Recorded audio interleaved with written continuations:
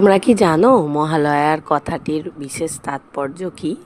Actual Mahalaya কথাটি থেকে মহালয়া কথাটি এসছে। মহালয় কথাটির অর্থ হলো মৃত ব্যক্তিদের সমাবেশ। মানে বলা হয় যে এই সময় মৃত ব্যক্তিদের মর্তে আগমন ঘটে এবং সেই জন্যই আমরা পিতৃতর্পণ করে থাকি এই বিশেষ দিনটিতে।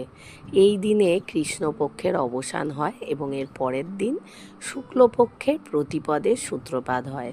এই প্রতিপদ থেকে নবমী পর্যন্ত দেবী দুর্গার 9টি রূপের পূজা দেয়া হয়।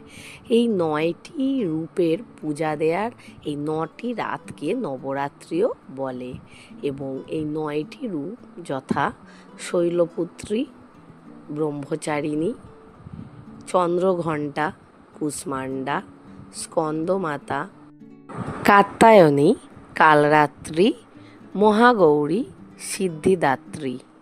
এই ছোট্ট ইনফরমেশান ভালো লাগলে চ্যানেলটিকে লাইক শেয়ার করো, পাশে থেকো। আরও ইনফরমেশান নিয়ে খুব তাড়াতাড়ি আসবো। টাটা।